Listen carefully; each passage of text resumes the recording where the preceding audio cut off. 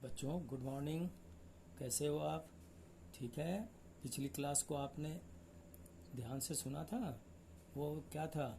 वो था जंतु ऊतक का पहला पार्ट। आज हम जो पढ़ेंगे वो है जंतु ऊतक का दूसरा पार्ट। तो पहले पार्ट को पहले मैं पूछना चाहता हूँ, आपको ध्यान देता हूँ कि उसमें पहले पढ़ा था इपिथेलियल ऊतक। ठीक है, जो बाहरी क्षति से हमें बचाव करता है, बाहरी चोट से, किसी कट फट से। तो वो बाहरी जो खाल होती हैं वो है थे इपिथेलियल ऊतक का। उसको मैंने बहुत विस्तार में बताया था। दूसरा फिर मैंने बताया था संयोजी ऊतक। उस संयोजी ऊतक में जैसे ब्लड, कार्टिलेज, इन सब के बारे में आपको बताया था डिटेल में। और अब पढ़ेंगे हम जंतु ऊतक का। ठीक है, तो जंतु ऊतक में अब आता है तीसरा, ये पेशीय ऊतक, जिसको कि मस्कुलर टिश्यू के नाम से पुकारते हैं। पेशीय ऊतक का मतलब क्या होता है?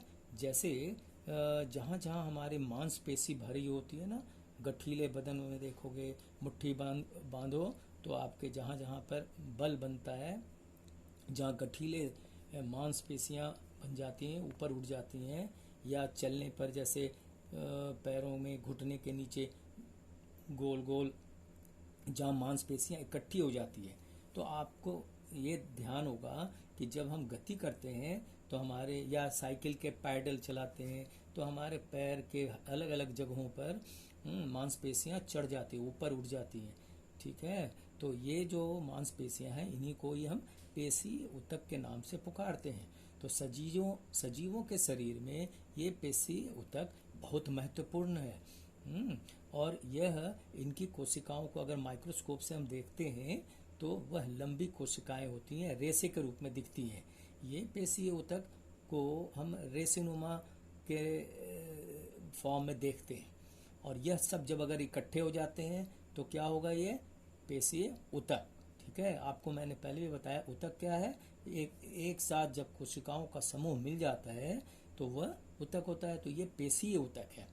इन पेशियों में जो आप संकुचन यानी सिकुड़ना या प्रसार होना यानी फैलना, या ये कब होता है? यह गति करते वक्त होता है।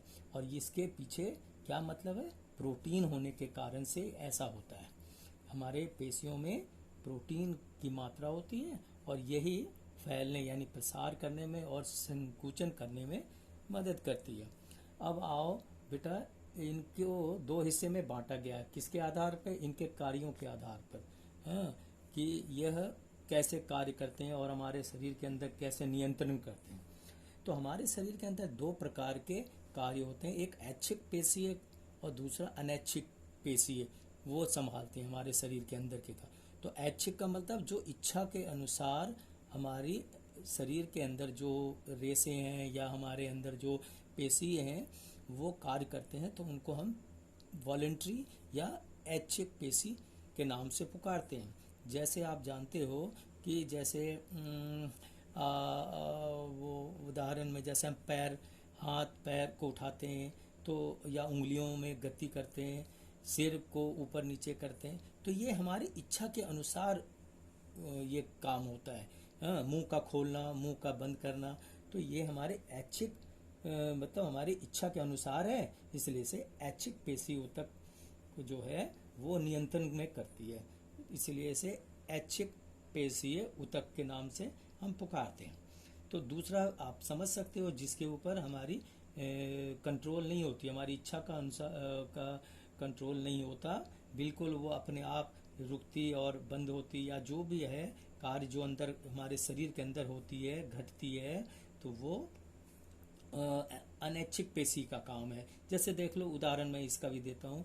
जैसे हृदय की गति का वो चलना, तो वो हमारे इच्छा पे नहीं डिपेंड करता, वह तो अपने आप एक लयबद्ध रूप में चलती रहती है, धड़कती रहती है हमारे शरीर के अंदर हृदय। उसी तरह से हमारे फेफड़े में भी जो कार्य हो रहा है तो वो भी अपने आप, उस पर हमारा कोई कंट्रोल नहीं होता। रक्त का दौड़ना, यह भी हमारे ऊपर कोई कंट्रोल नहीं होता कि हमारी इच्छा के अनुसार। तो ये जहाँ हमारी इच्छा नहीं साथ देती, कंट्रोल नहीं करती, उसको अनैच्छिक पेशी कहते हैं। पहले हम ऐच्छिक पेशी के उदाहरण बताएं तुम्हारे को। ये तो अभी बताया कि जैसे मुंह का खोलना बंद करना, सिर को घुमाना, ये सब क्या है, ऐच्छिक पेशी ऊतक, जिसको वॉलेंट्री मसल्स के नाम से पुकारते हैं। इसको बेटा वर्गीकरण किया गया है। पहला कंकाल पेशी है। कंकाल पेशी है मतलब जहाँ हमारे शरीर यानी हड्डी जहाँ जुड़ती है वहाँ पर ऐसे रेशे वाले मसल्स यानी हमारी जो रेशे वाले जो हैं कोशिकाएं या कोशिकाओं का समूह, वो वहाँ इकट्ठी हो जाती हैं, इकट्ठी होती हैं और क्या करती हैं, ये मैकेनिकल सपोर्ट करती है, मैकेनिकल जो स्ट्रेंथ देती है हमारे। ये देखने में माइक्रोस्कोप से जब देखोगे तो यह लंबी लंबी कोशिकाएं जो है ये हल्के रंग में होते हैं और गहरे रंग में भी रेखाओं की तरह दिखते हैं, जैसे मैंने यहाँ चित्र में दिखाया है। यहाँ देख रहे हो आगे, तो ये है कंकाल पेशी है। कंकाल का मतलब ही जानते हो, हमारा शरीर का जो ढांचा है वह मांसपेशी जो है हमारी वो उसी कंकाल के द्वारा ही है। तो कंकाल में ये पेशी है यानी मांसपेशियां उसमें चिपकी रहती हैं। तो वो जो पेशियां वहाँ पर जो मांसपेशियां हैं इसी के कारण से इसका नाम कंकाल पेशीय कहा गया है। दूसरा है रेखित पेशीय। रेखित पेशीय क्या है वो मैंने यहाँ चित्र में दिखाया है आपको। इसकी कोशिकाएं लंबी होती है, बेलनाकार, शाखा रहित। शाखा रहित का मतलब इनमें शाखाएं जैसे नहीं होती है, जैसे पेड़ पौधों में शाखाएं तो ऐसे नहीं, बिल्कुल बेलन के आकार का देख रहे हो यहाँ पे। और इसमें एक चित्र में जैसे मैंने तुम्हें दिखाया, कई एक ही में देखो कितने केंद्रक दिख रहे हैं, यानी यह बहुनाभिकीय रचना लिए होती है। और ये सारे के सारे पेशी जो है इस प्रकार के रचना देखने में जो लगे उसको रेखित ऊतक कहते हैं। दूसरा जो है बेटा अनैच्छिक पेशीय ऊतक या मसल्स, ठीक है, जिसको हम इनवॉलेंट्री मसल्स कहते हैं। अभी थोड़े सा पहले ही आपको बताया कि जिनके ऊपर हमारा कंट्रोल नहीं होता, जैसे आँख की पलक, यह बताया अभी, मूत्रवाहिनी में गति होना, श्वास लेते वक्त फेफड़े के अंदर जो कार्य होता है, फैलना सिकुड़ना, इन सब चीज़ों पर हम जो इच्छा है वह कोई कंट्रोल नहीं है उसका। तो इस कारण से हमारे ये जो पेशी हैं ये अनैच्छिक पेशी के अंतर्गत आते हैं। इनके अंदर जो है ये कोशिकाओं की इनकी जो रचना और इनकी जो केंद्रक की संख्या, केंद्रक मतलब न्यूक्लियस, केंद्रक की संख्या के आधार पर इन्हें वर्गीकृत किया गया है। यहाँ देखो कि ये अनस्ट्रेटेड मसल्स, इसके टाइप्स आते हैं।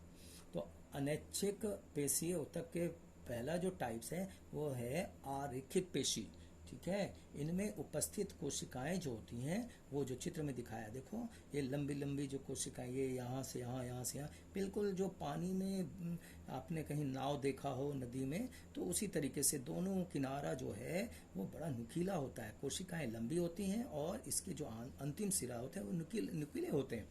अच्छा और यह मध्य में इसके अंदर केंद्रक दिखते हैं। इसको एक दूसरे हिंदी में जो हमारे बुक में लिखा है, तर्क रूपी पेशीय कोशिका। दूसरा जो है इम्पोर्टेंट वो है कार्डियक मसल्स। कार्डियक का मतलब ही होता है हृदय। हृदय जो हमारी जो बनावट है, हृदय जो बनी है वो किस प्रकार की कोशिकाओं से बनी है, ये हृदयक पेशी जिसको कार्डियक मसल्स कहते हैं। ये सजीवों की जितने भी सजीव हैं उनके जो हृदय है उनकी बनावट में कोशिकाएं जो होती हैं वो बहुत हल्की होती हैं और इनका काम क्या है, वह जीवन भर लयबद्ध होकर सिकुड़ती और फैलती है। हृदय में तो यही काम है। तो इसका मुख्य कार्य इनका यही है कि पूरे जीवन भर, बचपन से जन्म से लेकर मृत्यु तक, यह हृदय जो पेशी ऊतक है उसका सिकुड़ना फैलना इसी के आधार पे होता है। इनकी बनावट बिल्कुल बेलनाकार, जो मैंने यहाँ चित्र में दिखाया, बेलनाकार आकृति है। इनकी शाखाएं होती हैं, इनमें देखो पेड़ की तरह जैसे शाखाएं बचे होती है ब्रांच्ड, तो ऐसे शाखाओं वाली होती है और इनमें प्रत्येक में एक एक केंद्रक इसमें होती है। तो आपको ऐच्छिक वाले में बताया था उसमें बहुत सारे केंद्रक दिखाया था चित्र में। यहाँ जो है इनवॉलेंट्री मसल्स यानी अनैच्छिक पेशी में, इनमें दोनों में आपके देखो यहाँ भी एक केंद्रक, प्रत्येक एक कोशिका तो इनके अंदर क्या है, ये एक एक केंद्रक दिखाया है। यहाँ पर ये यहाँ पर भी देखो एक एक केंद्रक दिखा रहे हैं, यहाँ पर एक एक क्लास में, मतलब एक एक छोटे छोटे कोशिकाओं के इसमें।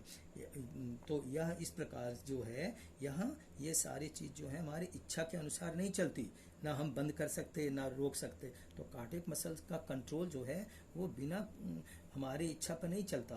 तो इसीलिए यह आता है इनवॉलेंट्री मसल्स के अंदर, मतलब अनैच्छिक पेशीय ऊतक के अंतर्गत। ठीक है, अब अगला पढ़ेंगे तंत्रिका ऊतक, जिसको हम इंग्लिश में नर्वस टिश्यूज के नाम से पुकारते हैं बेटा। नर्वस टिश्यू जो है, इनमें मैंने एक कोशिका, देखो कितनी बड़ी कोशिका है, यानी यहाँ से लेकर यहाँ तक ये एक कोशिका है, लेकिन इसे यह चूँकि सूक्ष्म होते हैं, इन्हें भी देखने के लिए हमें माइक्रोस्कोप की आवश्यकता पड़ती है। तंत्रिका ऊतक जो है हमारे शरीर के अंदर जितनी भी कोशिकाएं हैं या जो और कोशिकाओं के समूह जो होते हैं, वह क्या है, ऊतक। तो वो सारे ऊतकों में या सभी कोशिकाओं में अगर यह पूछा जाए कि सबसे लंबी कोशिका कौन सी होती है, तो ये है तंत्रिका ऊतक या तंत्रिका कोशिका। तंत्रिका कोशिका में देखो 3 हिस्से में मैंने चित्र दिखाया है, एक ही साथ है लेकिन इसमें देखो नाम दिखाया है। इसके ऊपर वाले हेड रीजन को डेंड्राइट कहते हैं। उसके बाद इसके ये जो बॉडी है उसको सेल बॉडी या कोशिकाएं कहा जाता है।